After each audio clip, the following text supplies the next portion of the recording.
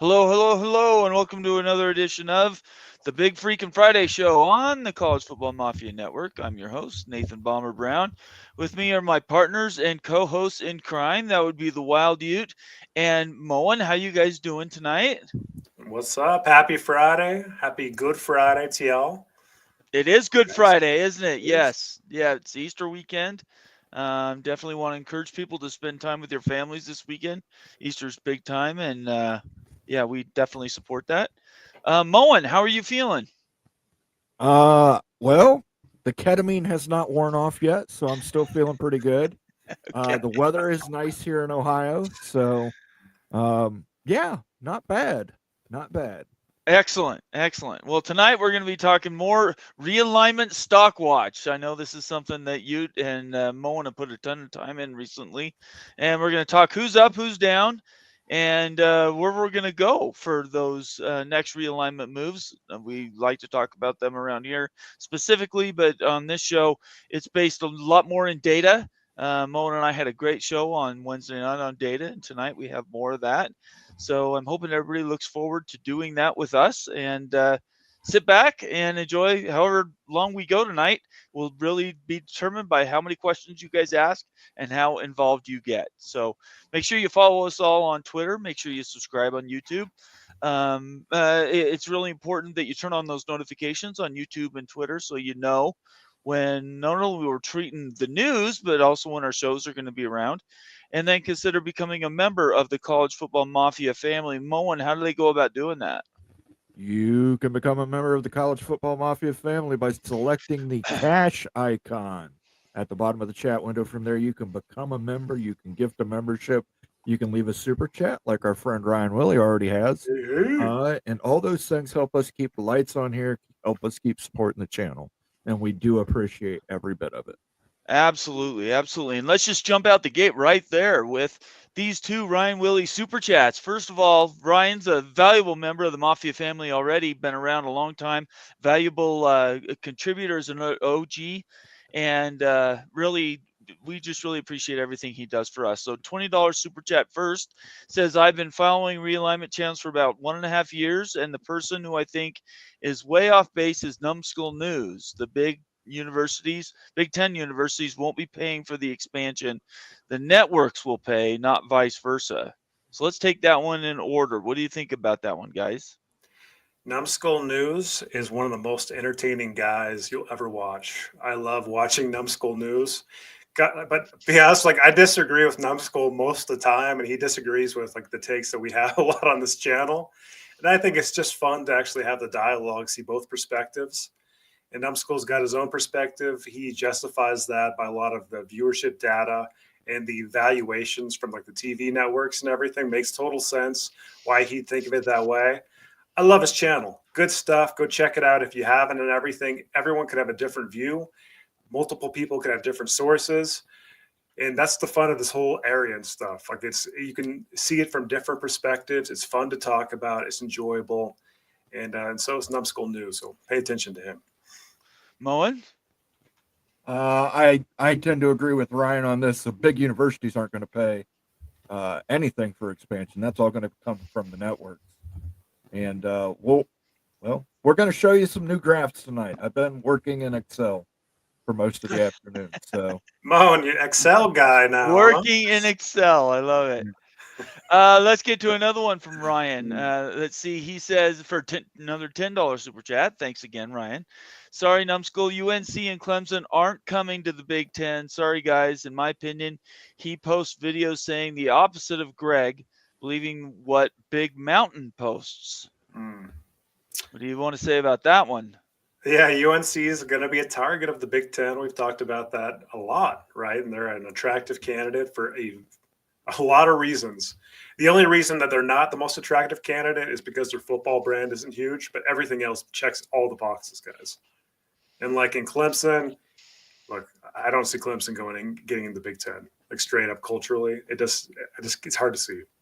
I'll be honest with you guys. That's like we're going to talk about, stocks up, down, left, right today on the show. And Clemson's a very interesting one that gets talked about a lot, but not examined very much. Let's get into Clemson later on. Yeah, I yeah, we're agree. we're ahead, Mo. definitely going to talk Clemson, but I will say this: everybody's entitled to their own opinions. Yep. We do everything we can based off of the data we have. So some people don't like our metrics on how we use the data, but that's the way it is. I mean, if he wants to believe that UNC and Clemson are coming to the Big Ten, he's more than welcome to believe that. I don't agree with that. I think UNC and Clemson are definitely two SEC. Yeah, I mean, all we can do is go follow the numbers where they are. We all have opinions on where these schools were going to end up, but Clemson's fine university. I think they're more, if they're going to be in a P2, it'll probably be more likely it's an SEC spot for them. But until somebody actually says absolutely not no, none of these schools are for sure not going anywhere. So all we could talk about is what the data says and how we kind of follow that story down the line. And right now it looks like I think Clemson is an SEC school. I think the Big Ten has some other goals in mind on this realignment round, so we'll definitely get into that. So let's do some more shout outs before we actually get into the data tonight. Sure. Thank you so much, by the way, Ryan. We really appreciate your I owe him some sounders. Yeah, please do. Go. Let's see, America. Well, I got to let the soundboard. Arresting me for what? I'm not allowed to stand up for myself? I thought this was America. Huh? Isn't this America? I'm sorry. I thought this was America. Moan, give him that badger sound, that one like weird sound. It's my favorite Student of all. athletes. Oh, that is brilliant, sir. That's brutal. It's absolutely brutal. All right, and another one.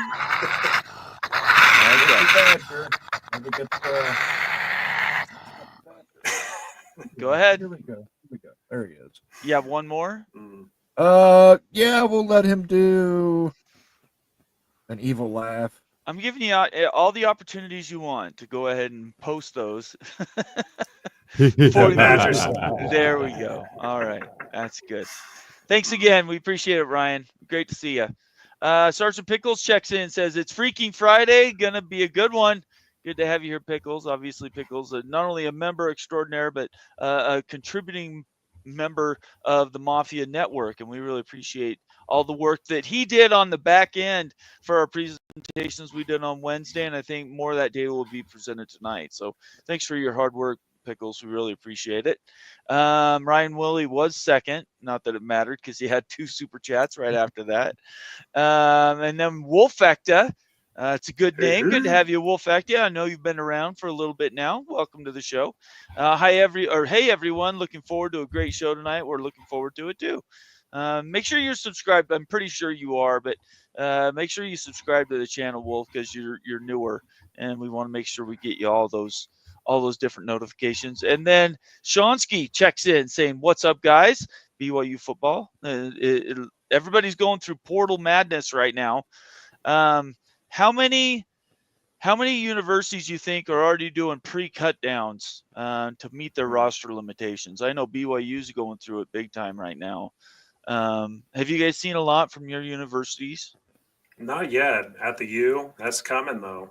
It is. The dwindling of rosters. What about Ohio State, Moan? Yeah, we're not going to cut anybody until we absolutely positively have to.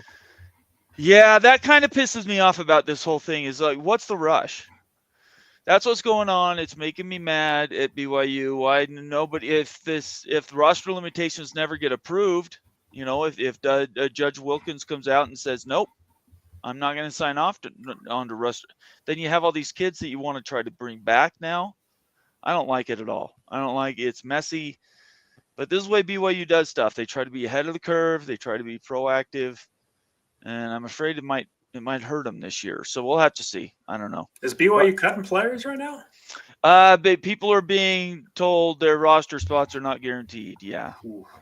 Not being outright cut, but these roster limitations, they want to be within those lines, you know. That's one of the limitations BYU's always had. Doesn't matter how much NIL money you have, when you have to be on very far on the right side of whatever the line is, you don't want to play with being anywhere where anybody could throw shade. BYU does stuff proactively. Sometimes I think they don't need to, that they do. So anyway, time will tell. We'll have to see where that goes. Clint Moses says, "Go BYU." I appreciate that, Clint. I didn't realize you were a BYU Cougar fan now, but it's good to see you here anyway. Let's see. Bob Swanger checking in. Nittany Lion in the house. Hey, everyone. Another valuable member of the Mafia family. Good to see you here, Bob. Let's see here. Nick Kelso's checking in. Numbskull does a lot of speculation videos. That's fine, but keep it in context, as he does more Golden Blue Dude videos than Flugard videos. Yeah. He's entertaining. I mean, he's got takes and stuff. Yeah, so, I think he's a lot of fun to have around. So I have no problem with Numbskull at all.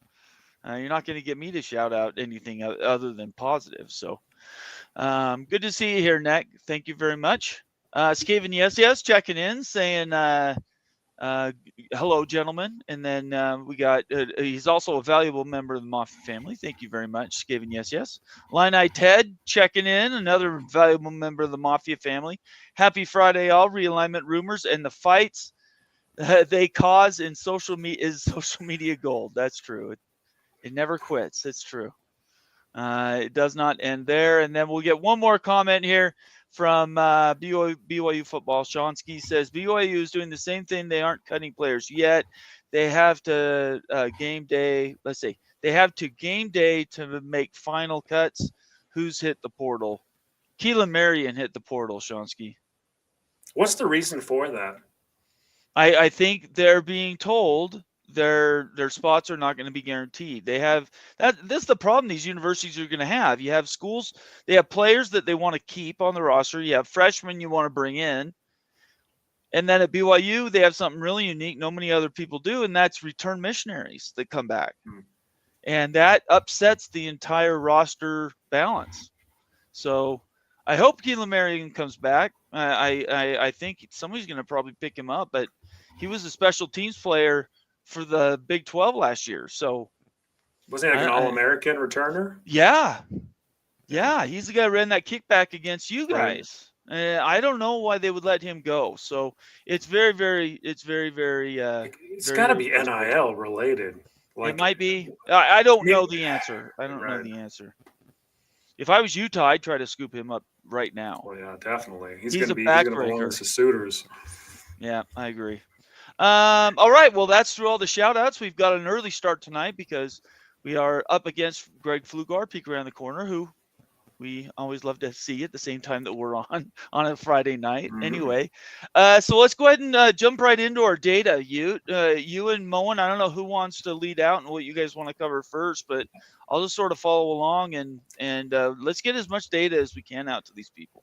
So Moen, I think that would be best for you to start, but check it out, guys. It's been the Lenten season here. I'm a practitioner of Lent. So it's been a good month and a half before I've had a really good beer. This is the first in a month and a half.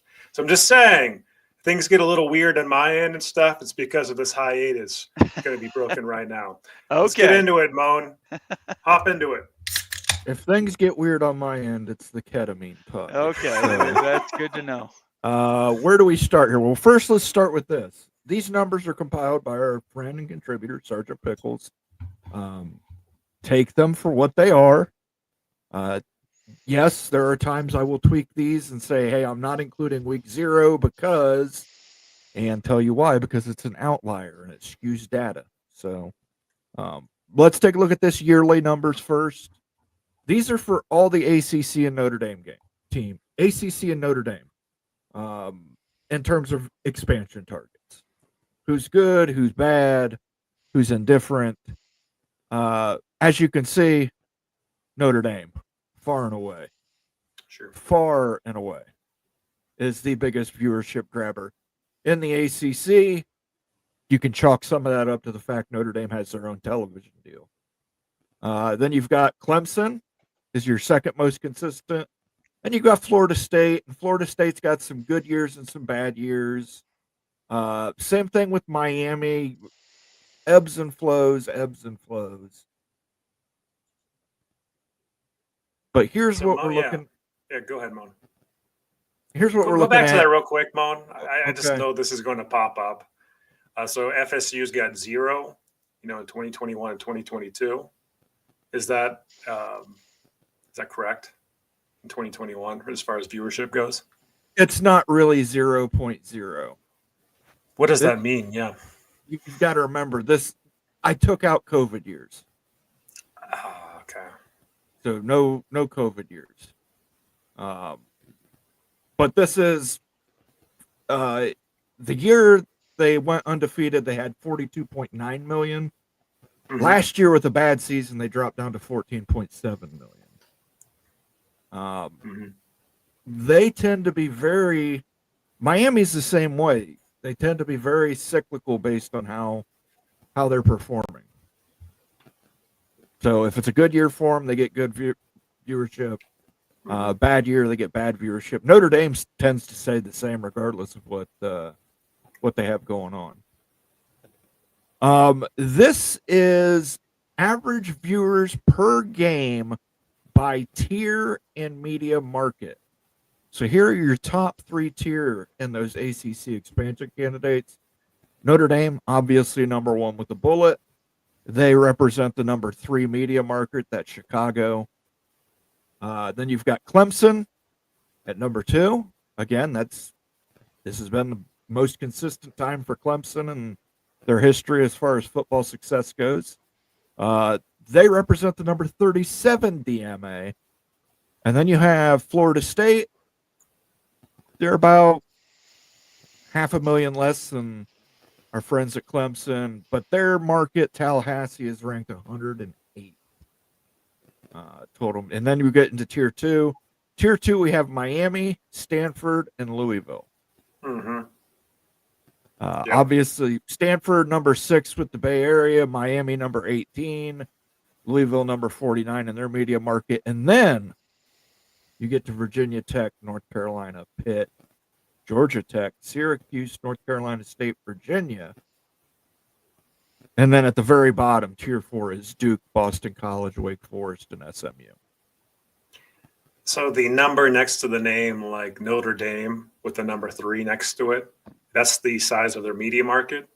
That is their DMA. That is the ranking of their DMA. So Gotcha. Notre Dame's considered, Chicago is considered their DMA. Mm-hmm. Whereas like SMU, they're in Dallas-Fort Worth region. They're number 5, but look how few viewers they get per game. The reason I wanted to show this to you is everybody tends to, or a lot of people tend to believe that, oh, this is going to all be based off of one criteria. It's not. Lots of different criteria. Here, look, North Carolina, we know North Carolina is one of the top targets. They're tier 3. They're tier 3 just by viewership numbers. So you can't take the average viewers per game as the end-all be-all for conference realignment. Yeah, 100%. The one that's interesting is the Stanford number, because Stanford put up really good numbers back, 8 years ago. Yeah. And so the numbers have just fallen off a cliff over the last 6, 7, and that keeps trending just down. And you got to ask yourself with Stanford if that's going to ever bounce back. I'm not sure. That's a brand right there. Like it seems like Cal and Stanford right now are in complete shambles in the ACC. Cal's losing basically their roster. Ott, the running back, star running back. Stanford's having all type of issues. Fired their coach. Got an interim coach right now. I mean, there's just absolute mayhem going on right now with those two programs. You got to really question what the future looks like for Stanford and Cal. I think one thing we need to keep in mind is they're both in, well, not Stanford, but Cal's in major debt. Mm-hmm. They have a lot of other problems besides just trying to field a team that are systemic. So I don't know why they lost 5 running backs in 1 week. That's unheard of. I'm not sure where that came from, but I do know that they have other issues. Stanford's a different issue. They just need to start paying people more money in NIL and the transfer portal. So, whatever. Absolutely. Now, this is the interesting one. This is the one I think is most enlightening. Here we're looking at viewership. 2024 viewership. This is going to be the top. This is the most recent year, weeks 1 through 14. Notre Dame, obviously, Notre Dame made it all the way to the national championship game. And then you have Miami. Again, a great year for Miami. Clemson, Georgia Tech, Florida State, Louisville. Again, when Florida State is not performing up to Florida State standards, it tends to hurt them on the viewership side. But that'll bounce back. They play well, it'll bounce back. You would think so, but let me keep going here.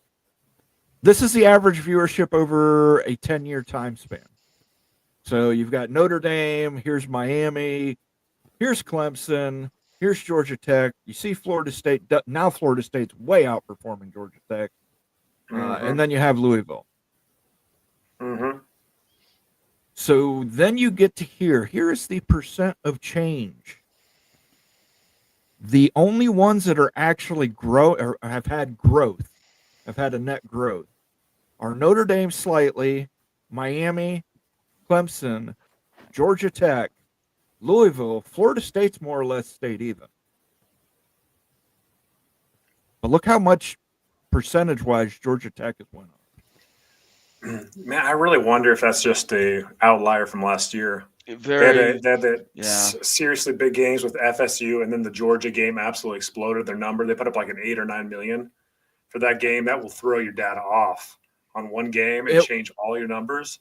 It will, but this is over a 10-year period too, though. I mean, Georgia Tech hasn't even fielded good teams. I mean, like it's like when's the last time they were actually relevant over 10 years? They got off to a great start last year by beating Florida State, the very first game of the year, and it kind of got them off to a good gainer. I'll be happy if Georgia Tech puts 2 or 3 years in a row where they can put these type of numbers out. I highly suspect that's not going to happen, but it's possible. But I mean, it's just interesting to look at the data. 10 years.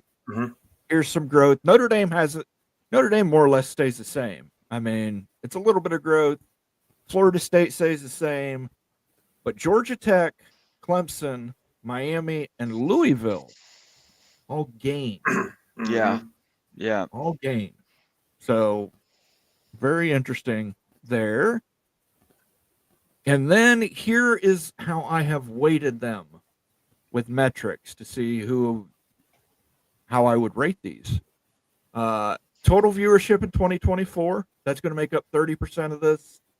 Average viewership over that 10 years that we just discussed, that'll be 30%.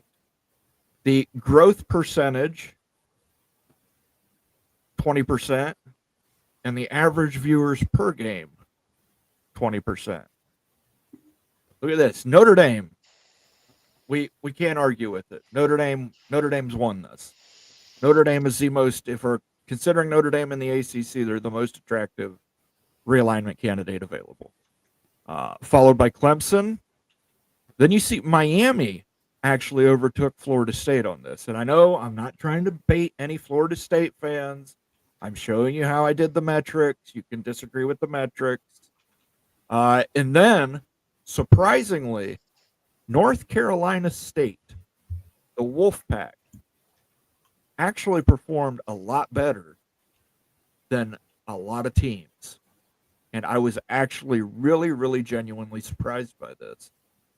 But there you go. North Carolina State, it actually does better than North Carolina. Does better than Georgia Tech, does better than Louisville, does better than Stanford, Virginia Tech, Pitt. Again, this isn't going to be, we get it. We know that this is not going to be what it is. I'm just showing you what the weighted metrics are if you just go based off of viewership data. If viewership data is the only thing you are concerned with, this is what it would boil down to. Okay. What do you think about that, Nate? I mean, at the end of the day, what's going to drive realignment is several. It's multifaceted, right? So it's not just viewership. It's going to be growing user base, what the DMA is in the area that they're broadcasting. I think there's academic stuff in there that we cannot just throw away. But right now, we're in a recession, right? The nation's economy is in recession. So big money going to pay schools to move between conferences.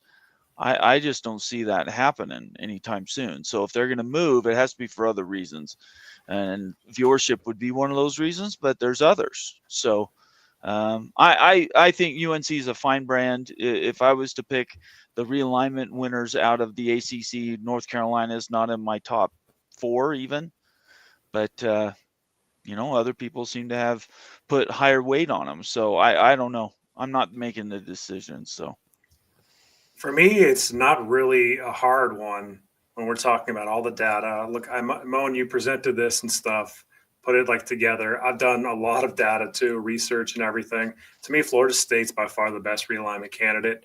You can measure it whatever way you want and everything. I think they got the most upside. The freaking crown jewel of realignment. I've said it once, crown jewel of realignment. The Florida State Seminoles, they've got fans everywhere. They're littered. They come to all communities and stuff. When's the last, like Clemson? Where's Clemson? Come on, where's Notre Dame? You don't see them around as much. Florida State's psycho about football. Florida State's a massive fan base. They've got multiple, like if they're any good at all, they're on TV all the time. The viewership numbers will explode.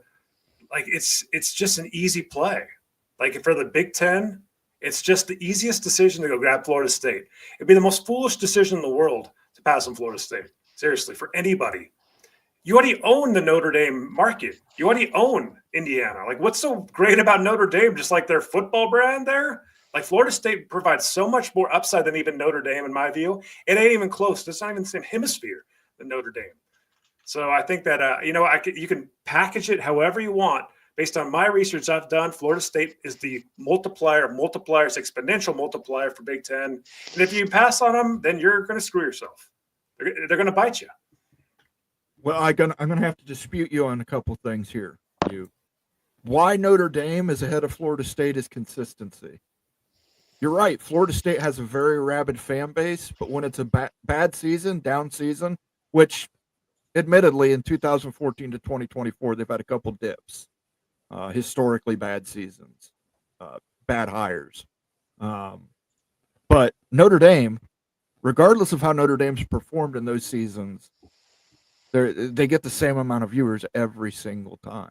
Because they're on NBC on the same time, though. Well, I mean, they're guaranteed locked into that channel and time spot. Like that is a automatic lifter right there. That's for 7 games. But I mean, these ACC teams, these top ACC teams should be in the same ballpark with ESPN and ABC.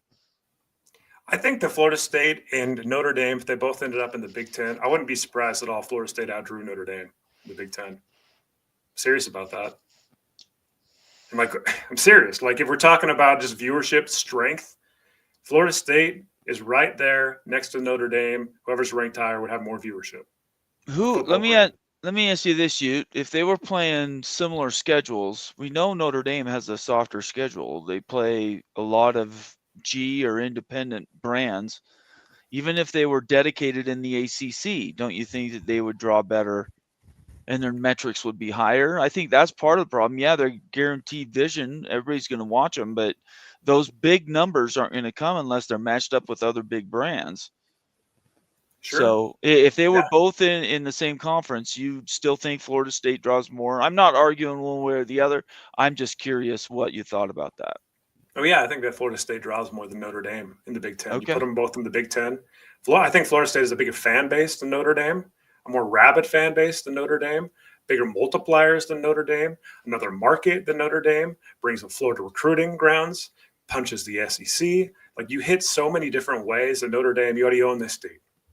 Great. You already own Chicago. You are Chicago. You're the Big Ten conference. Notre Dame is the most overrated realignment candidate in my life. Like, I get it. Like, add them and stuff, but like, let's not act like they're the greatest thing ever. Just because of this obsession with the Big Ten, I just don't get it. I don't get like how Notre Dame is so desired and everything. Florida State should be that crown jewel. Well, Notre Dame does better viewership numbers, and they do more consistent viewership numbers. Now you can make the argument, well, they get national broadcast on NBC. Well, that's something they've had for years and years and years, and they've used it to their advantage. The ACC unfortunately struck a deal with ESPN, and ESPN's more interested in putting SEC teams out front. Yeah, I don't know. I mean, Notre Dame is a 100-year legacy brand. Florida State's been playing football a long time, but Notre Dame's got them beat by 50 years in the relevancy category. And I'm a huge FSU fan. I think there's a lot more people that would watch Notre Dame if they had different competition. That's if you put them both in the Big Ten, I think Notre Dame draws more. Notre Dame, in my view, is a declining brand. Oh, that's It's been declining for a long time. They're not winning championships since '88. So yeah, there's a lot to say. I mean, Florida State's won titles like between True. that, right? Florida State has won titles, right? 2 or 3. And like in Florida State, when they play in the national championship game, you know this and stuff. Like Ohio State draws way better than Notre Dame. Notre Dame had a disappointing number and stuff in their games. They're just not as big a fan base and a viewership draw as people think. It's not 1990 anymore. We're in 2025. It's not. Let's get to a $10 super chat here from Mark Bowman, another valuable member of the Mafia family. $10 super chat. Is it not a certainty that the Big needs at least one, maybe two more Far West teams? I don't think so, Mark. Mark, it's going to be dependent on how big the Big Ten goes. If they go to 24, yeah, they're going to have to add 2 more West Coast teams. Yeah. Where's the money coming from to get to 24? That's the same question I've asked for 2 years. I don't know where that money's coming from. Yeah, you would have to have another media partner. It would either have to be Amazon or Netflix or some streaming only partner in order to pull that off. And the brands you'd be bringing in, they're not going to bring $60-70 million in brands. Well, I don't think you would pay them $60 or $70 million, Nate. You wouldn't be paying them that. You might not pay them, but the rest of the conference doesn't want to lose a dime on their media deal. Yeah. They still have to pay them somebody. The money still has to go out. I'm not talking. I could care less what you pay them $1. It still doesn't matter. You still have to have. You bring in a brand that's going to justify them being in a conference. It costs money to expand. We saw that. For the Big 12, it costs money to expand. For the Big 10, it costs money to expand. It's not profitable for the Big Ten to expand westward again. I don't see it really it is like financially, but here's the caveat that nobody talks about is you've got 4 teams on the West Coast that do insane travel. Sooner or later, there's going to be some type of mental health lawsuit from student athletes. Maybe. And so to hedge your investment of USC and UCLA, you might need to build more out there for protection, for mitigation, and not for extra money, but basically just to protect your butt is what you've done with like this massive travel expense and stuff. That's an issue, guys. No one talks about that anymore, but that's a massive issue. UCLA's basketball coach was squawking about that. It's horrible for these softball players and stuff to go cross country. It's bad for their mental health. There's going to be suits. So you do it. You add more to protect the travel. That's the only reason to do it. It's not financially driven. It's mitigation. Okay. I think that was the last super chat, so we can move on. Keep going, Moan. Oh, no, we got another one. Sorry. I got to do a sounder for Mark Bowman first. Yeah, do that, and then I'll get Kenneth Maynard's super chat. Let's see. Thank you, by the way, Mark. Thank you. Appreciate you. Thank you. Much appreciated. You need some milk. Yeah. He needs some milk. He needs some milk. Some of these sound up. Kenneth Maynard, $10 super chat. Good to have you here, Kenneth. The Carolina Hurricanes are spearheading a $1 billion development project in Raleigh around the Lenovo Center and Carter Finley Stadium. That is a plus in NC State's move to the SEC. Raleigh is exploding. Yeah. I mean, you look at this graph here, and it's pretty shocking that you see North Carolina State as high up as they are. So maybe they are an expansion candidate that needs to be discussed more. North Carolina State's a fantastic expansion candidate for the Big 12 conference. but they are not at the level of the entry to get into the SEC or the Big Ten Conference. I'm a Utah fan. We're in the same boat. Like, we got to be honest about that stuff. UNC is the desired candidate. You're not going to double dip in the state of North Carolina. And Duke is more of a target for Big Ten than NC State based on culture and everything else. It's just NC State. If I were an NC State fan like Kenneth, I would like seriously just kind of look and like consider being in a conference with like the Big 12, like a lot of like institutions and everything, or else think about what happens if UNC jumps and being a part of something. If you wanted to rip off a new conference and start as something new, best of the rest, that's really where NC State is, I think, in my mindset. Because I think that UNC is going to the SEC. I think Duke might be an outside candidate for the Big Ten, but that's even a coin flip at best. So NC State's kind of just along for the ride and everything. But I mean, NC State's a fantastic brand. We love interacting with all the fans for NC State. I love it too. Like, good folks out there. But like, you're kind of in that same pickle as like a Utah. So that's just laying it out how I see it. Sergeant Pickles has a follow-up here. He says NC State is the ultimate consistently good but rarely great program. Would you agree with that one? Yeah. Yeah. I look, numbers don't lie, but I owed a sounder for this, and since he brought up the Carolina Hurricanes, Stand back. There's a hurricane coming through. Moan. thank you for the super chat. Thank you, Kenneth.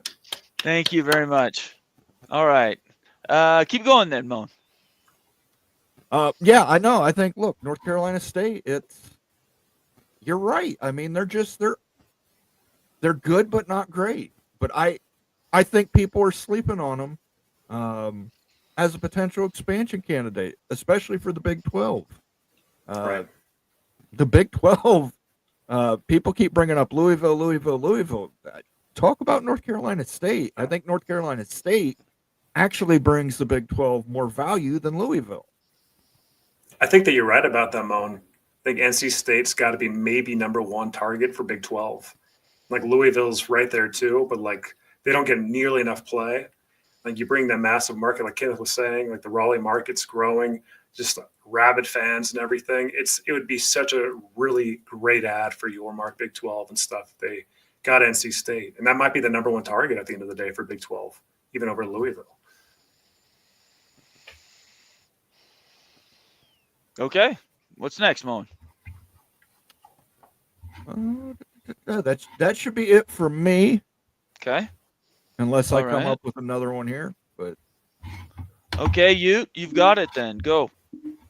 The floor is mine. Yes, it is. Take it, please. There we go. All right, so here's what we're doing, guys. Here, make sure that this is you can see this too. If I need to expand, let me know. Okay. How are we doing? Can you see it? Yeah, Is that better? Worse? I can see it fine. Moan? Okay. So, Moan, can you see it? Can everyone see you it out might there? wanna tweak it up from 75 to 100% or 90%. Got There we go. We'll go to 100. Okay. So here's the deal. We've got 17 ACC schools plus Notre Dame. That makes 18. So really, the namesake for this live show is just considering Conference Realignment Stock Watch for 2025. And so with any good investment stocks, you want to consider where the momentum is with the stock. Is it an even stock? Is it just kind of flat level? Is it going up? Is it going down based on really at the moment? So we're not talking about 5 years ago. We're not talking about 1990. We're talking about today, right now, compared to over the last year or two. Where's the momentum going for this school as a realignment candidate? So we're going to go through an exercise, and I want to get your guys' thoughts. I want to get the community's thoughts too on some of these, because some of them are kind of tough to kind of talk about and stuff and discuss to see where they're moving. And we're just in alphabetical order here. So the first one up is Boston College. Boston College. So. It's hard to be down. I would just say even. So, yeah, let's think about that. So the baseline for Boston College over the last couple of years, I mean, they haven't really been a serious realignment candidate, for a long time, right? No. So, yeah, they're not up, they're not down. They're kind of just at that lower tier and stuff for ACC realignment. I agree with you, Nate. Even. Yeah. Moan, where are they at? Down. Really? What? How I'll- can they be down? Because I think the more the ACC looks like it's going to fall apart completely, I think it leaves fewer options for Boston College.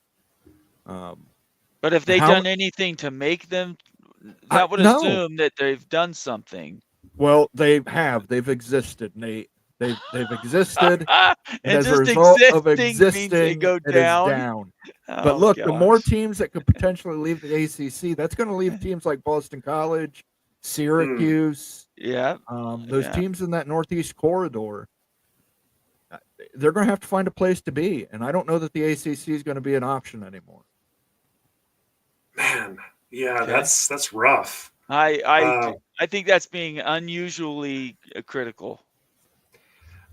I mean, like, it's almost like we need to put like a starting place. Like, where do they start here? Like, are they up or down or even? We're not going to do that. We're not adding anything else. So, Moan, No. on this one, since we're saying that Boston College started at a very low point, can we call them even and trending down? Is that You can fair call to them.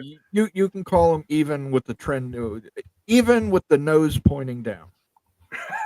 What? I wish I could turn this Just thing. do I can't. just do even. It's fine. It's All right, so we got fine. Boston College is even, like lower.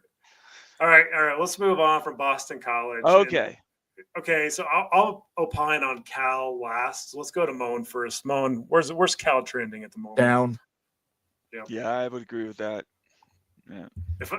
Sometimes like if I had a double down or a triple down, I think Cal would be it. I mean, Cal from What's where they going were on there, 2 man? years ago, man, it's rough, in the ACC, just the trends and everything with the football team. Not good. Not good for Big Ten entry. It's No. it's not looking good for the Bears. No, I at agree all. with that. So trending down for Cal Berkeley. All right. So here's the one that we talked about at the beginning of the show, Clemson, the Tigers. Like, what's interesting about Clemson is they're always lumped into the ACC realignment talk with Florida State, but they never really get talked about much because Florida State gets all the attention. Have you guys Right. noticed that? Like, Yeah. just kind of like, yeah, it's like a +1, right? Well, part of It's that a though has +1. been of their own making, though. They haven't wanted to make a lot of noise. I think they're doing a lot of work on the back end. That's my perception of what they're doing. They're being sneaky, not out in front. That's just my perception of what they're doing. I think they're doing a great job. Nobody hates Clemson right now. There's a lot of people Nobody that were hates talking negative about Florida State for whatever reason. Wasn't us, but some were. So Let me ask you guys a question. So, like from a Florida State Clemson perspective, is it a bad thing to get the chatter all about you? So, Florida State, obviously, does it really matter at the end of the day that like Florida State sued the ACC? Like they've got so much attention over the last 2 years. It's basically inherently built the brand because of all the attention it's got. Florida State itself's got more attention than the whole entire ACC conference. well, they won. They Right. won. So I think it's a net good. So Clemson, I mean, is it their approach has been to be quiet, right? Yeah. Throughout this whole saga and everything, and kind of Yeah. sue quietly. But I'm just wondering, like, okay, versus a year to 2 years ago, is a Clemson a more attractive candidate or on par or down today? My vote is up. I still think they're up. I agree with Bomber. I think Clemson is an up.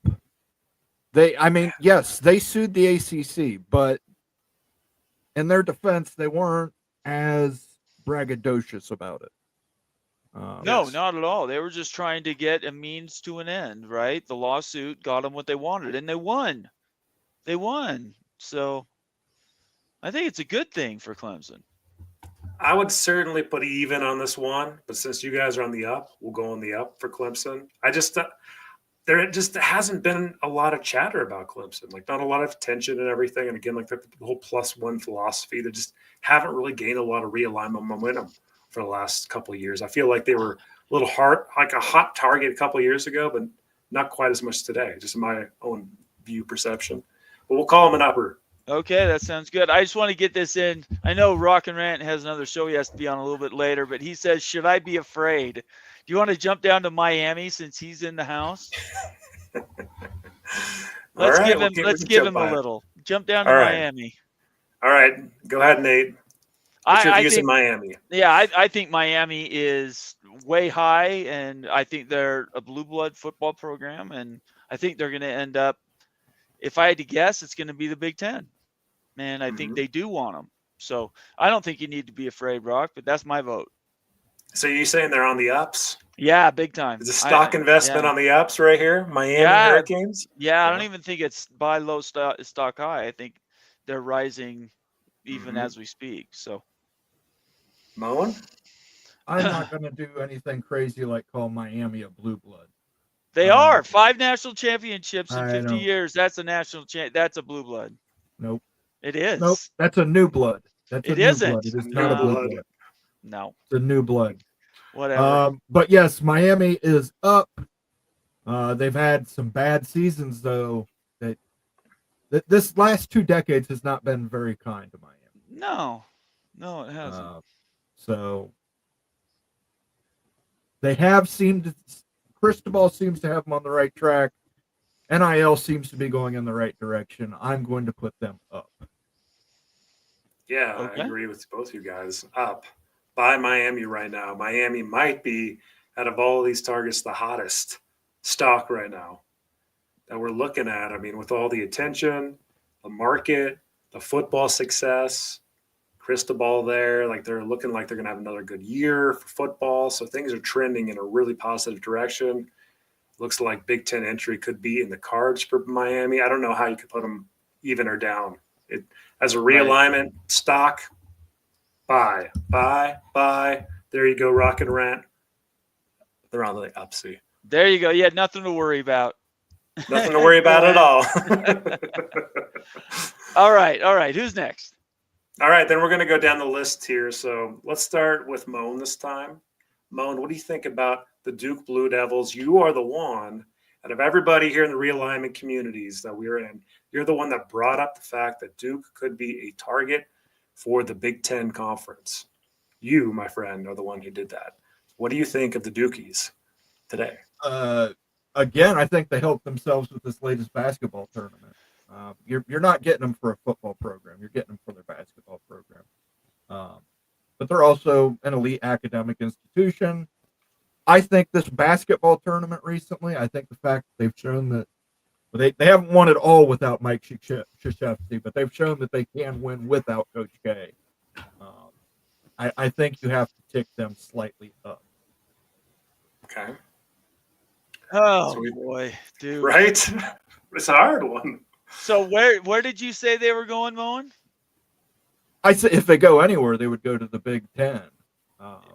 Yeah, I don't think they're going to get that call. I think they're in the other category. They're going to be in something else.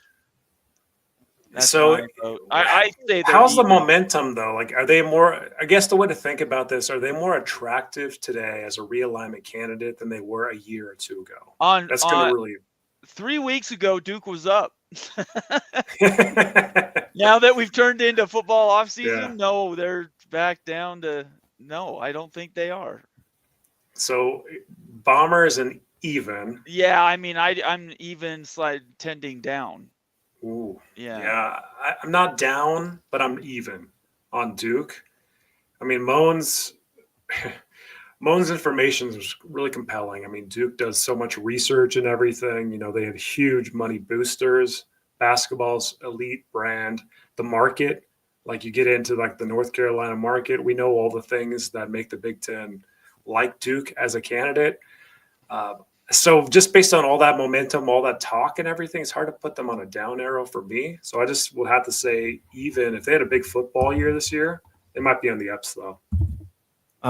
Let's go back and take a look at the last few seasons. Duke has been averaging, I believe, 8 and 4 seasons. They had Mike Elko. They had Mike Elko pulled away to become Texas A&M head coach. Let me take a look here. We'll pull it up here. Duke's. I mean, their football hasn't been awful. But But they haven't been awful, but they're yeah, irrelevant. yeah, it's this. What are we talking about here? The Well, I mean, trend. if the right? Duke Blue Devils were irrelevant, why would they have Mike Elko hired away from them by Texas A&M and SEC school? I don't have. What does that have to do with anything? No, we're talking about like brand relevance. in Yeah, I don't know football. what that has to do with. They're a middling football brand. They're a blue blood basketball brand. That does not equate Big Ten invite. Yeah. I don't This know. year they finished 28th out of 134. They finished 9-4. Okay. So And that I'm just gets saying we you can't. what? I'm just saying you can't treat Duke like it's just the worst football program out there. Did I say that? I did. No, Did you but say that's the that, you? inference that you're given that it's just only a basketball school. No, what I'm saying is the Big Ten's going to take a top brand. It's not. Duke's going to be way down on the list. That's what I'm saying. Okay, I'm just saying that for Duke, I don't think you can treat Duke like the old Duke. They've got basketball and football now. Mike Elko did a great job there. He went to Texas A&M. They got the hire right. They got Manny Diaz in there, who did an excellent job this season. I think Duke is tracking right direction. So what do you think, Ute? Yeah, whenever I see Duke on TV, I just like turn the channel. And to be really honest and stuff in football, because they're just not a brand that's compelling or interesting. And so that's kind of the acid test for me. Like, hey, do I care to watch them? Like, no. Like, I couldn't name any of their players. They haven't been significant. They're winning games, but they're just not significant. Like, is there any difference between Virginia football and Duke football that anyone could see? Not really. It's the basketball. It's what they're known for. That's what we pay attention to.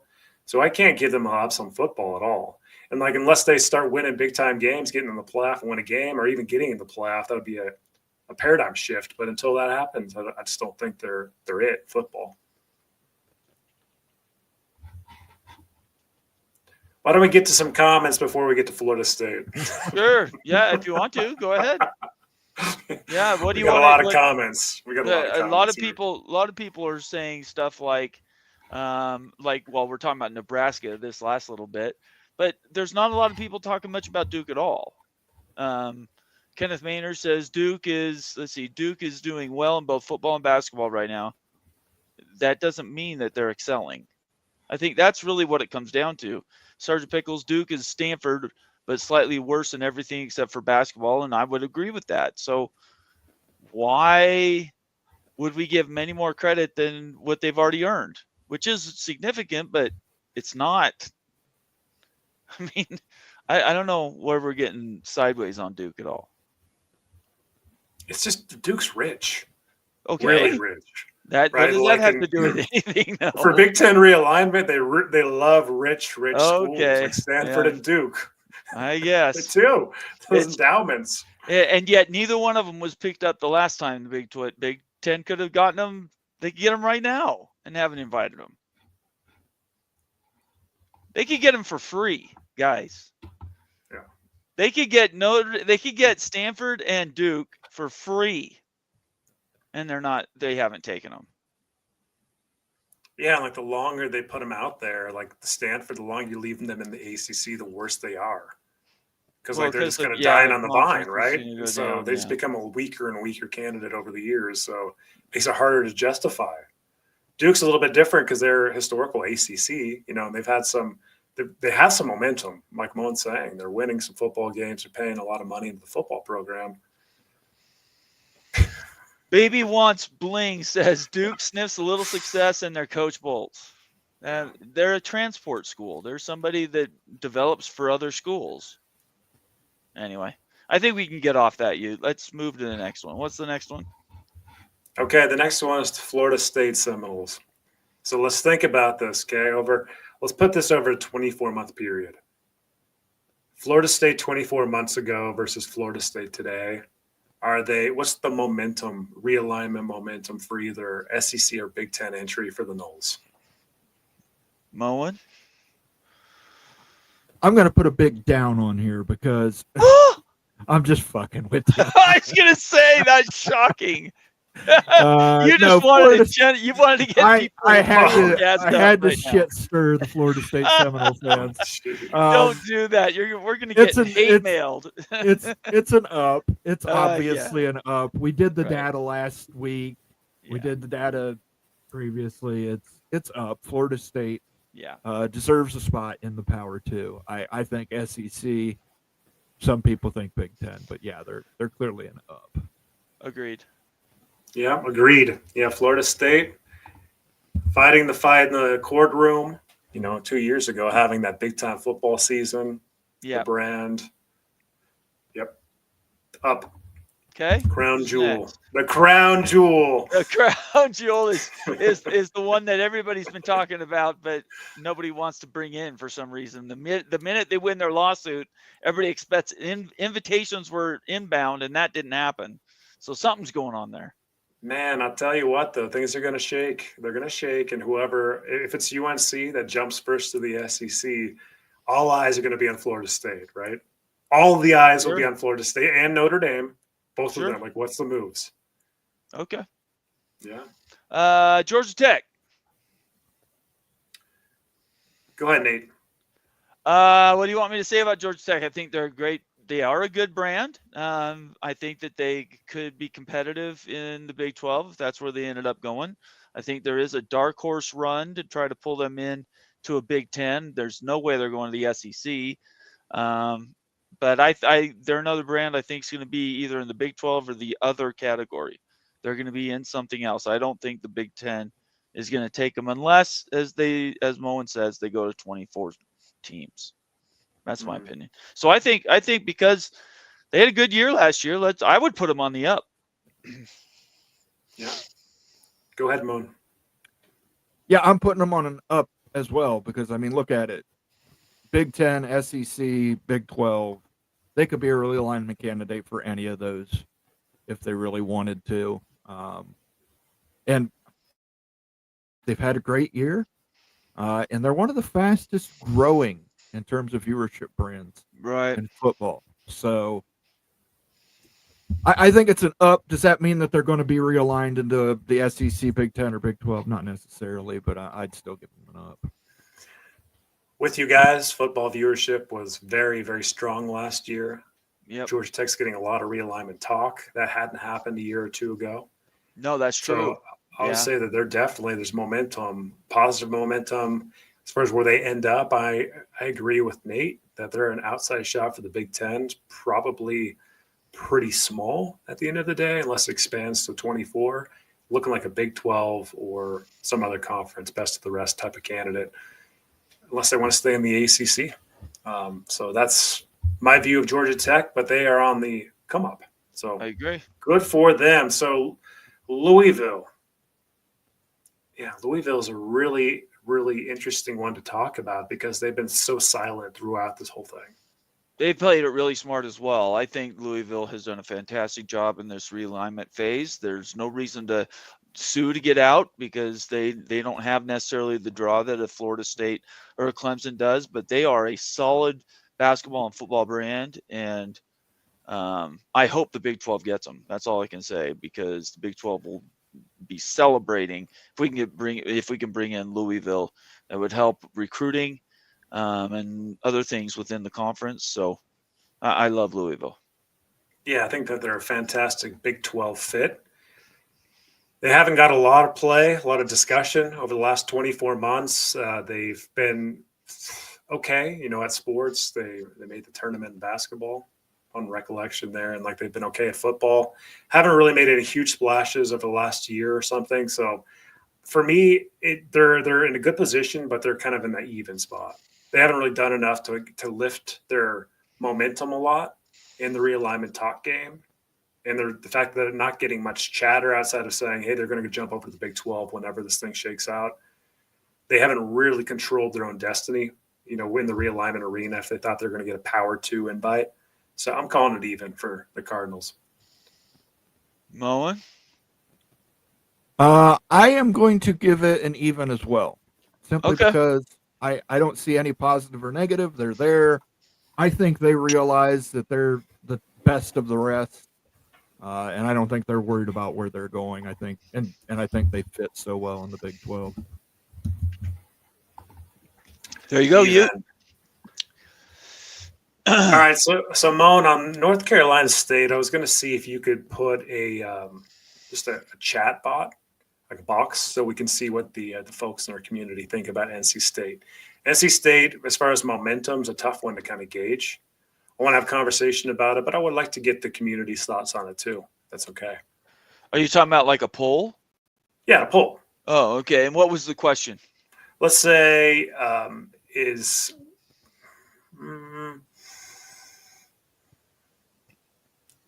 NC State momentum up, down. Okay. NC State momentum up, down. I personally think NC State is on the come up. That's my opinion. I think they are going to be okay. And I think that they've been a guaranteed spot in the Big 12 if they want it. They're going to hold out, obviously, for those other invitations. That's fine. But I think they're Big 12 bound. Yeah. Yeah. So NC State, I'm with you 100%. I think they're going to hold out. I think that if you're NC State, you need to hold out too. If I were a Wolfpack fan, that's what exactly I would try to figure out a way to get into the SEC, right? However it takes, grab onto UNC, whatever. And then once that's completely gone off the table, then consider jumping over to the Big 12, because the Big 12 is going to be all over you. The fact that they have kind of played this political battle in the courts and everything with the NC State folks, and the fact that they're probably going to get some type of tax if UNC leaves, they are playing the realignment game very well at NC State. And so I feel like we've talked about NC State a lot over the last year, especially. So they've been getting some realignment swag talk. I've got to give it an up for NC State. Not to say that they're going to get into Power 2, but I feel like they're moving in a good realignment direction based on the things they've done. This is big news, and I appreciate Doc reminding us. This came out this week, but this gambling revenue that has now been announced for both North Carolina and North Carolina State essentially is going to give each one of these schools roughly $24 million, if I had that right, a year to subsidize their athletic. I thought it was for education, but evidently that can be steered however they want it to be. So conceivably, some of that money could go to subsidize a lesser portion move to like an SEC conference. So if you imagine both those schools take a half share, they take the balance of that $24 million each school gets, and they use that to supplement their athletic. Now it doesn't really matter what they're taking in for their media value, because the state's given them so much money to keep their operations going. So Doc Gibbs' comment says, with the new tax revenue from state of North Carolina, NC State can easily take an SEC partial share from SEC, and SEC gets what it really wants, UNC plus NC State and North Carolina growth. So I wanted to make sure we brought that up about North Carolina and North Carolina State. I mean, NC State, wherever they go, they're going to be competitive, more competitive than they've probably ever been with this new funding source. And again, if they do get severed from UNC, they're going to get a better cut.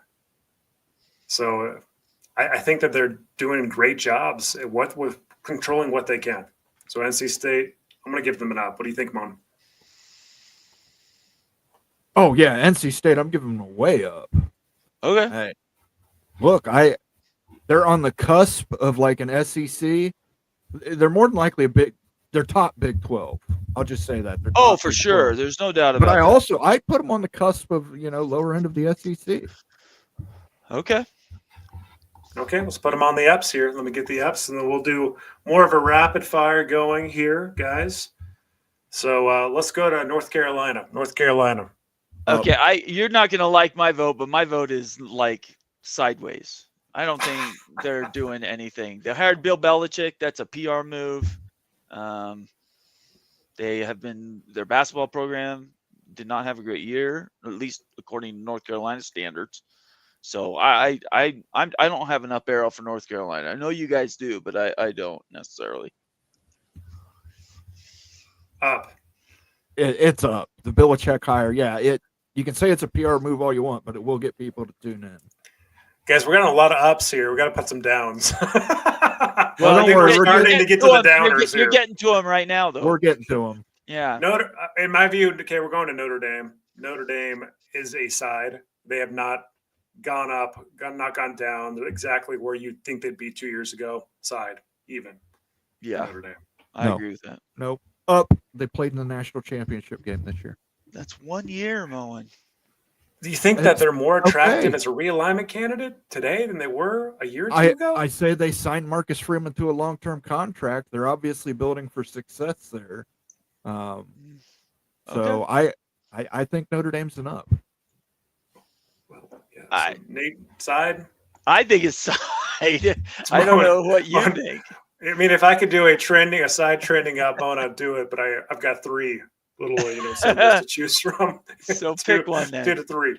All right, Pitt guys. Down. Pitt. Down. Yeah. Double down.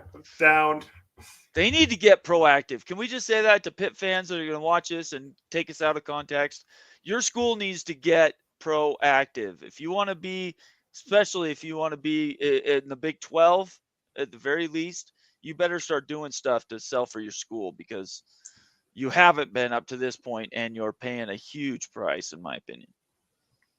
Yeah, there's no politicking at all in the Pitt camp. They've been silent. They've been disgruntled. They fought Big 12, their brand's kind of declining. It's been on decline for a long time. They've been marginal at sports. It's a down. They are borderline Big 12 ad, guys. I think we need to be honest about that. They're not a slam dunk for Big 12 entry if this thing shakes out. Yep. SMU. Okay, next. Well, they played well last year. I'm going to put these guys on the ups, guys. They got in the freaking playoff. They were G6 caught a year or two ago. Fine, SMU. Fine. Go ahead. I'm okay with that. Down. What do you mean down? Listen. Jack Swarbrick and Jim Phillips sold SMU a lemon. All right. They get to be in the Power Four for about 3 years before the ACC completely implodes and becomes a best of the rest conference. But what does that have to do with SMU? Well, that's what I'm saying. We're talking about realignment with their stock watch. I think their stock goes down. They're not going to be in a quality ACC conference. Oh, they're going to be in an ACC conference without okay. Florida So State. maybe we're talking about two different things then. You're talking about realignment destinations, how attractive they are. I was going on whether the program as a whole is on the trend up.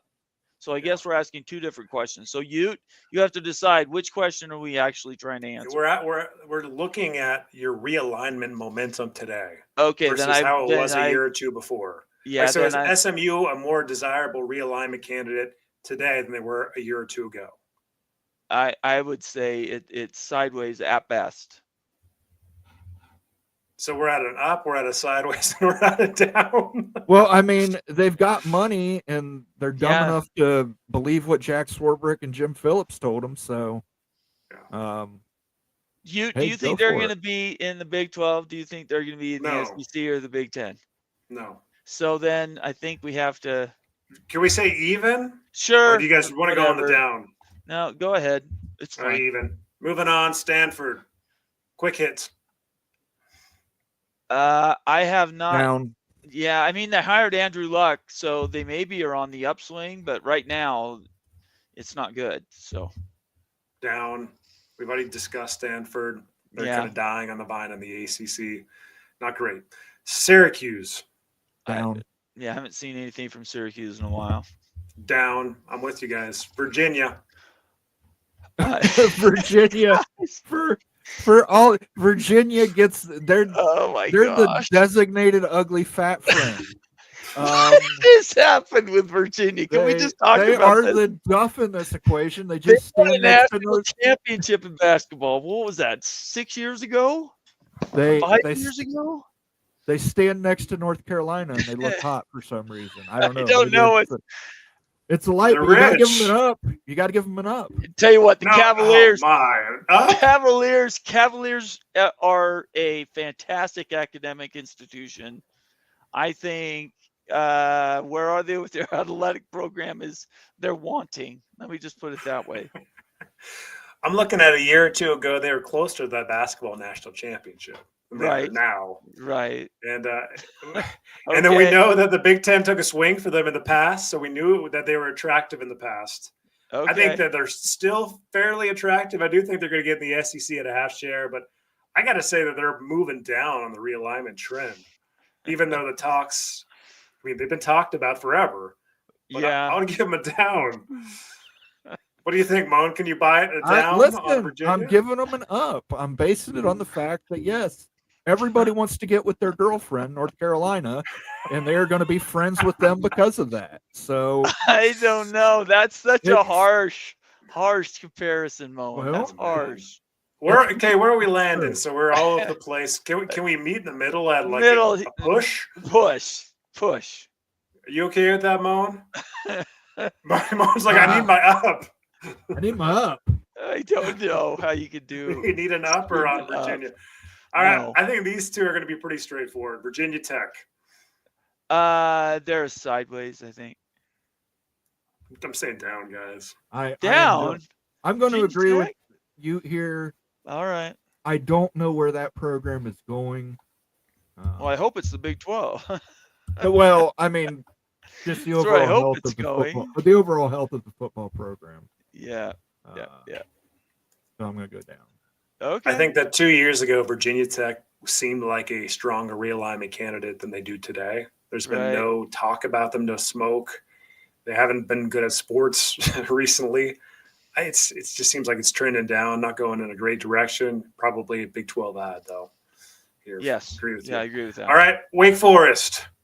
Are they going to be a sideways or a downer? Are they still in the ACC? Yes, they are. Are they? Okay. Yes. Because I'm not sure. I haven't seen Wake Forest in a long, long time. I haven't seen Wake Forest since the 90s. Can when we the make it? ACC basketball deal was them in the Big East. It was all basketball. Wake Forest was amazing. That was 30 years ago, though. So Can we make it like a skyrocketing up arrow? What? Yeah. What? That's Moan, just silly. you got to justify this, Moan. How's it a skyrocketing up? I'm still high off the ketamine. Yeah, I think so. Hey, Yeah.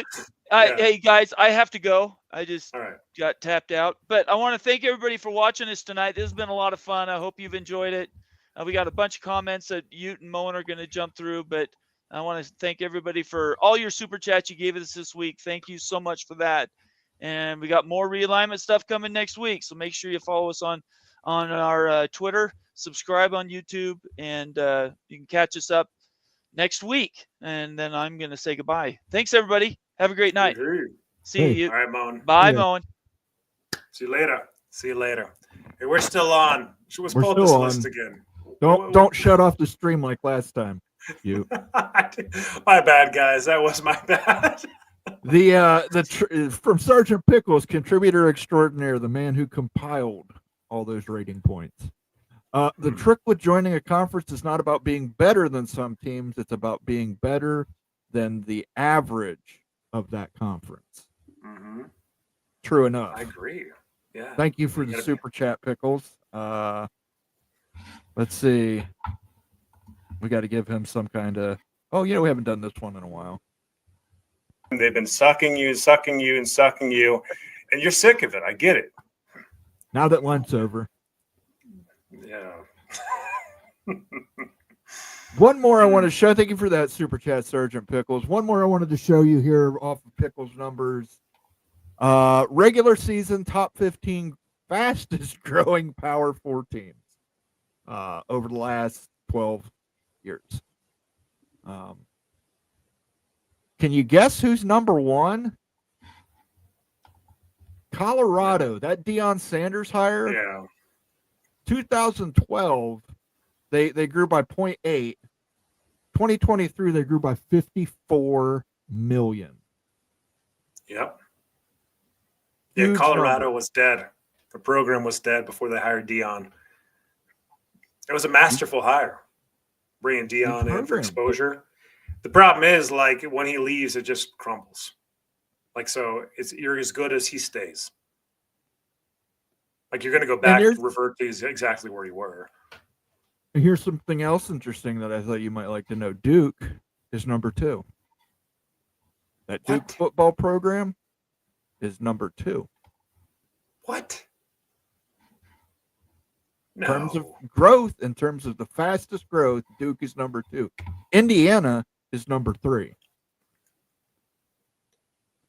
That's including Mount. What? It must be. Are they playing Ohio State every year? Well, they got to play people in the Big Ten, but Maryland, Minnesota, also on there from the Big Ten. Then you have North Carolina. Now, here's an interesting one.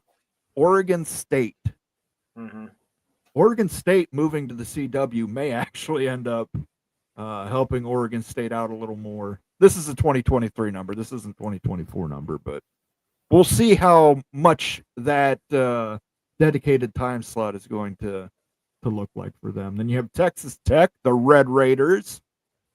They're growing. I mean, Texas Tech, for how loyal the fan base is, their viewership numbers are marginal. They have been for a long time. They're just not a big TV draw. It is what it is. Like they've really never been. I was shocked at that. I thought they were going to be one of the biggest TV draws in the Big 12, and it's just not that way. Yeah, they need a little personality there, a little more personality. When Mike Leach was there and Crabtree was there and all those guys were there, it was a must see. Rutgers, another Big Ten team. Iowa State, Louisville, TCU, believe it or not, Texas, UCF, and I wanted to make sure you got this on here. Number 15, you guys are number 15 in terms of growth. Fastest growing. Well, Utah actually put out better numbers in 2024 than 2023. So that growth rate will even improve, I think, going into with the more recent data. But yeah, the Utes putting up good numbers viewership-wise. They were second in the Big 12, maybe third. They were right there with K-State in second or third position behind Colorado for this last year. Absolutely. We got another super chat here from Becky Huskies. Let's hear a good Moen rant about why Notre Dame will mess all of this up. Notre Dame's already messed all of this up. You want to rant? There's no need to rant on that. I'm on ketamine. Just let me be. And by the way, that was under a doctor's supervision ketamine, people, not illegal ketamine. I'm not for that. Yeah, you're not going to get a Moen rant out of me tonight. I feel too good. So, sorry, Becky. I owe you one Moen rant. I owe the chat one Moen rant. By the way, let's take a look at this poll. Yeah, we'll see this in NC State poll. It's pretty. It's 53 up, 46 down. I would say that's pretty even. You. Holy smokes. NC State is – I've gained new respect for NC State. I'm starting to really fall in love with the Wolfpack. Like, initially on, it was a little rough and stuff in a relationship, but I've grown to love and deep into love with the Wolfpack. Absolutely. The more I've looked at the data, the more I've really started to like some of these teams. And I gave kudos to Florida State as well. So don't Florida State fans spam the comment section that I'm picking on you. I went out of my way to show how I went out of my way on Wednesday to show much love for Florida State. And last week too. It's been a Florida State love fest, as it were. Thank you for the super chat, Becky. She needs a sounder. She does need a sounder. I don't have a rant sounder here. Let me see. How about this one? You're a bad man, Moen. You're a bad man. Man, Moen, you're brutal. You're a brutal man. And a very bad man, too.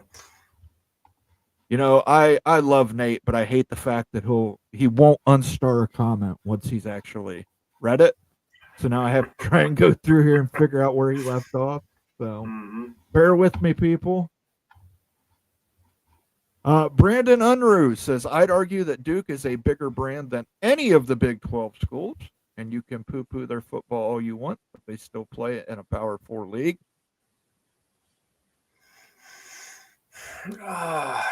He might. Yeah, I'm not going to really debate that. Duke's brand is strong for basketball.